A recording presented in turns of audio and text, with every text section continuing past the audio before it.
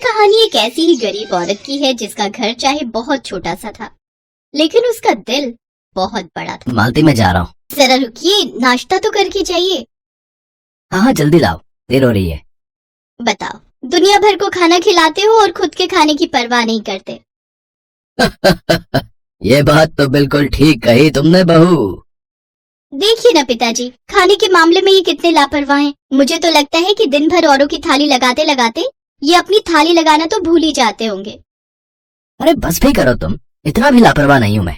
भाई मैं भी इंसान हूँ, मुझे भी भूख लगती है। दोपहर में जब भी वक्त मिलता है तो मैं भी अपनी थाली लगा लेता हूँ। राकेश और मालती पति पत्नी थे और श्यामलाल राकेश के पिता थे। बूढ़े श्यामलाल का राकेश और मालती बहुत अच्छे से ख्याल रखते थे। राकेश शहर के एक चौराहे पर कढ़ी चावल का ठेला लगाता था और 30 रुपए प्लेट में सभी को भरपेट कढ़ी चावल खिलाता था। राकेश के हाथों में गजब का स्वाद था और वो बहुत ही मन से कढ़ी चावल बनाता था, इसीलिए हर रोज उसके ठेला शुरू करने से पहले ही लोग उसके ठेले पर आने लगते थे। फिर एक शाम, सुनिए, मुझे आपसे कुछ बात करनी थी। हाँ बोलो ना, क्या बात है?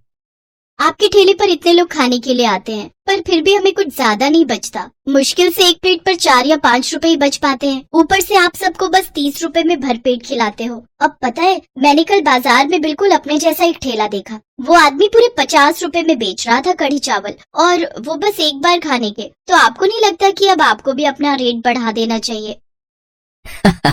तुमने वो 50 रुपए वाली कढ़ी चावल खाए थे क्या? ना बाबा ना, भूख तो लगी थी, पर इतने महंगे कढ़ी चावल कौन खाए। बस मिल गया ना तुम्हें तुम्हारी बात का जवाब। वो बिरजू इतने महंगे कढ़ी चावल देता है, जो एक बार उसके पास खा लेता है ना, फिर वो दोबारा उसके पास कभी नहीं जाता। और उनमें से ज्यादातर लोग मेरे पास ही आते हैं। और मैंने तो ये भी सुना है कि वो बिरजू तेल मसाला भी बहुत ही घटिया क्वालिटी का इस्तेमाल करता है। और देखो, हम तो सबसे बढ़िया क्वालिटी का तेल मसाला इस्तेमाल करते हैं भाई। हाँ, तभी तो कह रही हूँ कि कुछ पैसे बढ़ा लीजिए। लोगों को आपके हाथों का स्वाद पसंद है तो कोई दिक्कत नहीं आएगी। लोग आपके पास ही आएंगे खाने के लिए। मालती मेरी बात समझो, मैं ठेला लगाकर सिर्फ पैसे ही नहीं कमाता हूँ, बल्कि ये तो एक तरह की सेवा है कि लोग कम पैसों में भी मेरे ठेले पर आकर भरपेट खाना खा सकते हैं, समझी? और दूसरा ये कि अभी तो अपनी गाड़ी खींची रही है, जब लगेगा कि पैसे जेब से जाने लगे तो 5-10 रुपए बढ़ा लेंगे। उसमें क्या दिक्कत की बात है बताओ? राकेश की बात सुनकर मालती ने आगे कुछ नहीं कहा, क्योंकि कहीं न कहीं उसे भी राकेश की बात ठीक लगी। और फिर उसने दोबारा ये जिक्र राकेश से नहीं किया। सब कुछ ठीक ही चल रहा था, लेकिन फिर एक दिन अचानक कुछ ऐसा हुआ कि मालती पर मुसीबतों का पहाड़ टूट पड़ा। राकेश को अपने ठेले पर काम करते हुए अचानक ही दिल का दौरा पड़ा और वो वहीं बेहोश होकर जमीन पर गिर पड़ा। जैसे ये खबर मालती को लगी तो वो फौरन राकेश को लेकर अस्पताल पहुंची। मालती और श्यामलाल ने अपनी सारी जमा पूंजी राकेश के इलाज पर खर्च कर दी, लेकिन इसके बावजूद राकेश बच नहीं पाया। एक पल में ही सब कुछ बदल गया। अब घर का खर्च चलाने की जिम्मेदारी मालती पर आ गई थी। मालती को खाना बनाने के सिवाय और कोई काम नहीं आता था, और फिर राकेश का ठेला भी था ही, जिसे राकेश की जगह मालती संभालने लगी। और फिर दीदी, आप राकेश भैया की पत्नी हो क्या? हाँ भैया, बताइए क्या हुआ? नहीं कुछ नहीं, उनके बारे में सुनकर बड़ा दुख हुआ। बहुत ही नेक और दिलदार आदमी थे वो। मैं उनके ठेले पर रोज कढ़ी चावल खाता था और महीने के आखिर में आकर उन्हें इकट्ठे पैसे दे दिया करता था। इस बार जब मैं पैसे देने आया तो उनका ठेला कहीं दिखाई नहीं। फिर जब आसपास से उनके बारे में पता किया तब सब कुछ मालूम हुआ। दीदी, ये पिछले महीने के 900 रुपए हैं, आप रख लो इन्हें। है वो आदमी मालती को पैसे देकर चला गया। मालती को बड़ी राहत महसूस हुई, क्योंकि उन पैसों से वो कुछ और दिन दही, चावल, बेसन और बाकी सामान खरीद सकती थी। ऐसे ही कई दिन गुजरे और मालती पूरी तरह से अपने ठेले में ही रम गई। फिर एक दिन जब मालती अपने ठेले पर कढ़ी चावल बेच रही थी, तभी उसने देखा कि एक जवान लड़का सड़क की दूसरी तरफ पेड़ की छाया में बहुत देर से बैठा था, पर ना तो वो किसी का इंतजार कर रहा था और ना कहीं जा रहा था। मालती काम के बीच बीच में उसे देखती रही। फिर दोपहर में 4 बजे के आसपास वो लड़का मालती के पास आया। दीदी, खाने में कुछ बचा है क्या? हाँ भैया, चावल तो है, पर कढ़ी बहुत कम बची है। अब बताओ। कोई बात नहीं, चलेगा दीदी, आप मेरे लिए 1 प्लेट लगा देंगी? हाँ, पर बिना कढ़ी के खाओगे कैसे? मैं सूखे चावल खा लूंगा। वो मेरे पास पैसे जरा कम है, मेरे पास बस 10 रुपए ही हैं, तो क्या आप? अरे कोई बात नहीं, तुम 10 रुपए ही दे देना। मालती ने उस लड़के के लिए एक प्लेट में सूखे चावल निकाले और फिर ठेले के नीचे से अपना डिब्बा बाहर निकाला। उस डिब्बे में थोड़ी सी दाल थी जो मालती ने घर ले जाने के लिए बनाई थी। उस डिब्बे से आधी दाल निकालकर मालती ने उस लड़के को चावल के साथ खाने को दे दिए। उस लड़के को खाना खाते देख मालती को राकेश की याद आ गई और वो सोचने लगी कि अगर राकेश जिंदा होता तो उसे देखकर कितना खुश होता। ऐसे ही कई दिन गुजर गए और वो लड़का हर रोज मालती के ठेले पर शाम को आता और सबसे आखिर में जो कुछ भी बच जाता उसे खाकर ही अपना काम चला लेता और बदले में मालती को बस 10 रुपए ही दे पाता। असल में वो लड़का बहुत गरीब घर से था, इसीलिए मालती भी उसे कुछ नहीं कहती थी।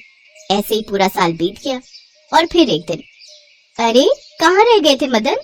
ये लो, आज पालक पनीर और चावल बनाए हैं। घर में पूजा थी ना तो पंडित जी के लिए बनाए थे, तुम्हारे लिए भी लेकर आई हूँ। और इसके पैसे देने की जरूरत नहीं है, समझे? ये दीदी के घर का खाना है, ठेले का नहीं। मालती की बात पर मदन जोर जोर से हंसने लगा। फिर खाना खाकर मदन ने मालती से कहा, अच्छा दीदी चलता हूँ, आशीर्वाद दो। कल मेरा इम्तिहान है, अगर पास हो गया ना तो एक दिन जरूर लौटूंगा, और अगर नहीं हो पाया तो गाँव चला जाऊंगा वापस हमेशा के लिए। फिर अपने पिताजी के साथ खेती ही करूंगा जाकर। अरे ऐसा क्यों बोलते हो? देखना तुम जरूर अच्छे नंबरों से पास हो जाओगे। जाओ, खुश रहो। वहाँ से जाते हुए मदन की आंखों में आंसू थे, तो मालती को भी उसका जाना अच्छा नहीं लग रहा था। फिर पूरे 3 साल बीत गए। मदन फिर कभी वापस नहीं आया। मालती के ठेले पर ग्राहक बढ़ते रहे और अब श्यामलाल भी ठेले के काम में उसकी मदद के लिए आने लगा। फिर एक दिन एक चमचमाती सरकारी गाड़ी मालती के ठेले के बिल्कुल नजदीक आकर रुकी और फिर उसमें से एक पुलिस वाला बाहर निकला, जिसने पीछे वाली सीट का दरवाजा खोला, जहाँ से बाहर निकला जिले का नया कलेक्टर मदन शर्मा। अरे मदन, तुम कितने सालों बाद, और ये गाड़ी, अरे वाह, लगता है। हाँ दीदी, मैंने यूपीएससी की परीक्षा पास कर ली थी, अब मैं यहाँ का नया कलेक्टर हूँ। अब बाकी सब बातें बाद में, फिलहाल आप मेरे साथ चलिए, मुझे आपसे एक बहुत ही जरूरी काम है। मदन अपनी गाड़ी में मालती और श्यामलाल को बिठाकर अपने साथ अपने ऑफिस ले आया। दीदी मैंने मंत्री जी से बात की है, मैंने उनसे आपके लिए गुजारिश की थी और उन्होंने मेरी बात मान ली है। हम आपको बस स्टैंड के पास एक बढ़िया जगह देंगे, जहाँ साफ पानी, पंखे, बाथरूम, सबकी व्यवस्था होगी, और साथ ही सरकार आपको जरूरत का राशन भी देगी, और काम में आपकी मदद के लिए 2 लोग भी आपके साथ लगाए जाएंगे। आपको बस उनसे बढ़िया खाना बनवाना है और हर गरीब को सिर्फ 10 रुपए में खिलाना है, जैसे आप मुझे खिलाया करती थी। मदन की बात सुनकर मालती कुछ न कह सकी। उसकी आंखों में खुशी के आंसू थे।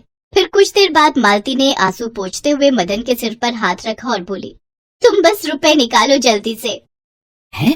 पर क्यों दीदी? इतने बड़े आदमी बन गए हो तो मेरे ठेले की आखिरी थाली तुम मुफ्त में खाओगे क्या? समरपुर नाम के गांव में किशोर अपनी पत्नी सुधा और 3 बेटियों के साथ रहता था। अब उसकी तीनों बेटियों की उम्र शादी की हो गई थी, इसलिए जल्द से जल्द वो अपनी बेटियों के लिए अच्छे रिश्ते ढूंढकर उनकी शादी करना चाहता था। मैं चाहती हूँ कि हमारी बड़ी बेटियों की शादी एक ही मंडप में हो जाए तो अच्छा होगा। बार बार इतना खर्चा हम कहाँ से करेंगे? चिंता मत करो, तुम्हारी इस परेशानी का हल भी मेरे पास है। उनको जानती हो जो हमारे गांव वाले नंदलाल काका हैं? उन्होंने 2 भाइयों का रिश्ता बताया है हमारी बेटियों के लिए। अरे वाह, फिर तो आप उन्हें जल्दी से हमारे घर पर बुला लीजिए।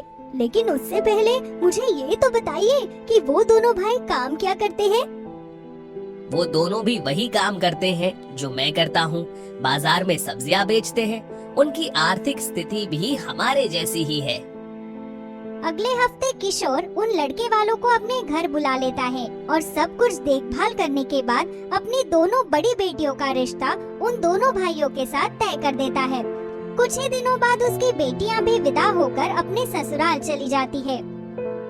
अब तो बस हमारे सिर पर प्रिया की शादी की जिम्मेदारी रह गई है। आप इसके लिए भी कोई अच्छा सा लड़का ढूंढ लीजिए। माँ, पिताजी, आप दोनों को मेरे लिए लड़का ढूंढने की कोई जरूरत नहीं है। मैं जिस ऑफिस में काम करती हूँ, वहाँ के ओनर और मैं एक दूसरे को बहुत पसंद करते हैं। आप एक बार हमारे रिश्ते के लिए उनसे मिल लीजिए। अपनी बेटी प्रिया के कहने पर वो उसके बॉयफ्रेंड समीर को मिलने के लिए घर पर बुलाते हैं और रिश्ता पक्का कर देते हैं। कुछ दिनों बाद प्रिया भी शादी करके अपने घर से विदा होकर ससुराल चली जाती है। प्रिया की शादी तो बहुत ही अच्छे और अमीर घर में होती है, लेकिन उसकी दोनों बहनों का ससुराल बहुत ही गरीब होता है। दीदी, क्या आपके पास पैसे हैं? देखिए ना, आटा खत्म हो गया है। अब हम शाम के लिए रोटियां कैसे बनाएंगे? हाँ, ये ले।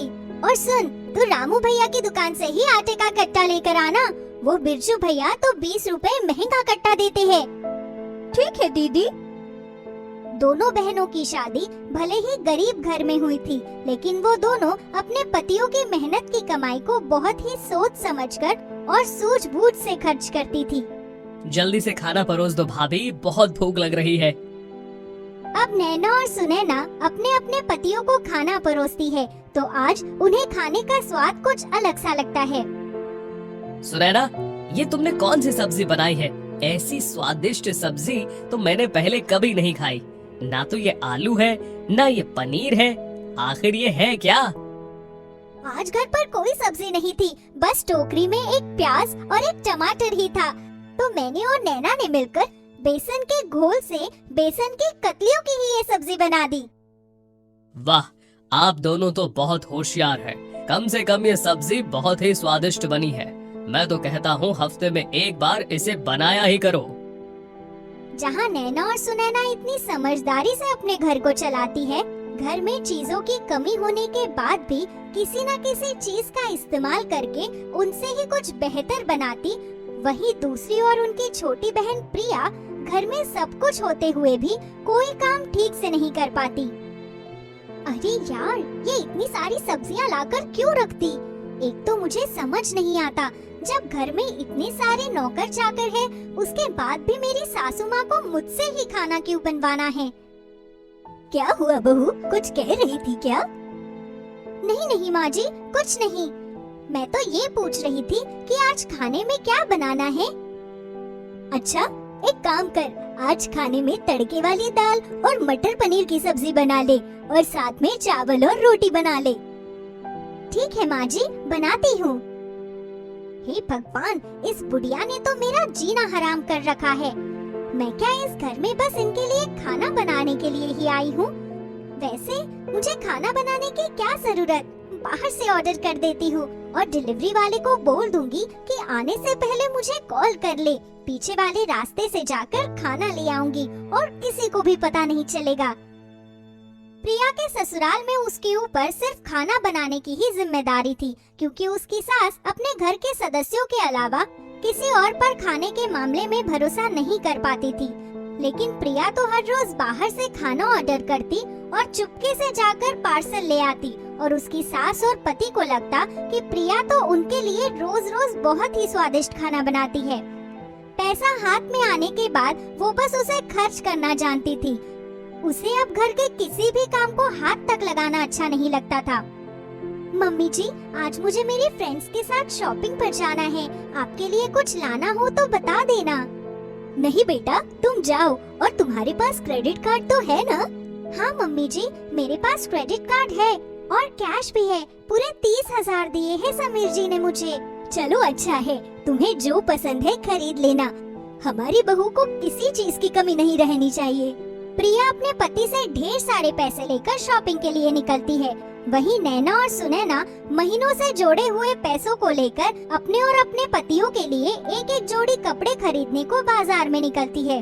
भैया, ये साड़ी कितने की दी? ये साड़ी बहन जी 1000 रुपए की है और वो वाली 1500 की। बाप रे, क्या लूट मचा रखी है भैया। देखो, अगर 1000 रुपए में 2 साड़ियाँ दे सकते हो तो ठीक है, वरना रहने दो। अरे बहन जी, इतना थोड़ी ना होता है। कहाँ 1000 रुपए में एक साड़ी और कहाँ 1000 रुपए में 2। हमने बिल्कुल ठीक बोला है भैया, 1000 रुपए से 1 रुपया ऊपर नहीं देंगे। देख लो, वरना हम अगली दुकान से जाकर ले लेंगे। अच्छा ठीक है बहन जी, आप 1000 रुपए में दोनों साड़ी ले जाइए। अब नैना और सुनैना अपने अपने पतियों के लिए एक एक जोड़ी कुर्ता पजामा लेती है और उतनी सी शॉपिंग से ही अपने मन को संतुष्ट कर लेती है। वहीं दूसरी ओर प्रिया 50,000 की शॉपिंग करने के बाद भी संतुष्ट नहीं होती। यार कनक, मुझे आज भी वो ब्लैक कलर की एम्ब्रॉयडरी वाली साड़ी नहीं मिली। अगर वो मिल जाती ना तो मजा आ जाता। ओह माय गॉड प्रिया, तुम तो चाहे कितनी भी शॉपिंग कर लो, लेकिन कोई ना कोई चीज तो हमेशा तुमसे छूट ही जाती है। यार कनक, हम लोगों का मन कभी शॉपिंग से भर सकता है क्या? देखो तो, मैंने भी 40,000 की शॉपिंग कर ली। प्रिया अपनी अमीर सहेलियों के साथ शॉपिंग करके अपनी गाड़ी की तरफ जा रही होती है। कि तभी उसकी बहनों की नजर उस पर पड़ती है। नैना, वो देख प्रिया, कैसा संजोग हुआ ना, जिस दिन हम शॉपिंग करने आए उसी दिन प्रिया भी मार्केट में आ गई। चल उसके पास चलते हैं। दोनों बहनें बड़े ही मन से प्रिया के पास जाती है तो प्रिया उन्हें अपनी अमीर सहेलियों के सामने देखकर घबरा जाती है और मन ही मन कहती है, ओह माय गॉड, ये दोनों यहाँ पर कैसे आ गई? अगर मेरी फ्रेंड्स को पता चला कि ये दोनों मेरी बहनें हैं तो इनके सामने मेरी नाक कट जाएगी। नहीं नहीं, मैं इन्हें बिल्कुल भी पता नहीं लगने दूंगी कि ये गरीब फटीचर मेरी बहनें हैं। कैसी हो प्रिया? अच्छा हुआ ना आज हम भी मार्केट आ गए, इसी बहाने तुमसे मिलना हो गया। ये दोनों कौन है प्रिया? तुम्हारी फ्रेंड्स है क्या? नहीं नहीं, हम इसके फ्रेंड्स नहीं हैं। अरे नहीं नहीं, कैसी फ्रेंड्स? मैं तो इन दोनों को जानती भी नहीं हूँ। पता नहीं कहाँ से आकर मेरे गले पड़ रही है। वही मैं भी सोची कि ये गरीब फटीचर भला तुम्हें कैसे जान सकते हैं। इनके कपड़े तो देखो, लगता है किसी सेल से खरीदे हुए हैं। और नहीं तो क्या, मैं आप दोनों को नहीं जानती, प्लीज जाओ यहाँ से, पता नहीं कहाँ से आ गई। प्रिया अपनी दोनों बहनों को दुत्कार कर अपनी बड़ी सी गाड़ी में बैठकर वहाँ से चली जाती है, जिस वजह से नैना और सुनैना को बहुत ही बुरा लगता है। मुझे प्रिया से ऐसी उम्मीद बिल्कुल भी नहीं थी। उसके सर पर तो पैसों का घमंड सवार हो गया है। जिस छोटी बहन को इतना लाड़ प्यार देकर बड़ा किया, आज उसी ने अपनी अमीरी के दिखावे में हम दोनों को पहचानने से भी इनकार कर दिया। अपनी सहेलियों के सामने हमसे ऐसा बर्ताव कर रही थी जैसे हम उसकी बहन नहीं बल्कि उससे भीख मांगने गई कोई भिखारिन हो। धीरे धीरे प्रिया पर पैसों का घमंड और ज्यादा सवार हो गया, यहाँ तक कि अब तो उसने अपने माँ बाप से मिलने उनके घर तक जाना भी छोड़ दिया था। दीदी, बहुत दिन हो गए मम्मी पापा से मिले, चलो ना आज घर चलते हैं। मैं भी कितने दिनों से यही सोच रही थी, लेकिन काम के चक्कर में मम्मी पापा से मिलना भी नहीं हो पाता। दोनों बहनें अपना झोला उठाकर अपने माता पिता से मिलने के लिए जाती है तो उनके माता पिता उन्हें देखकर बहुत ही खुश हो जाते हैं।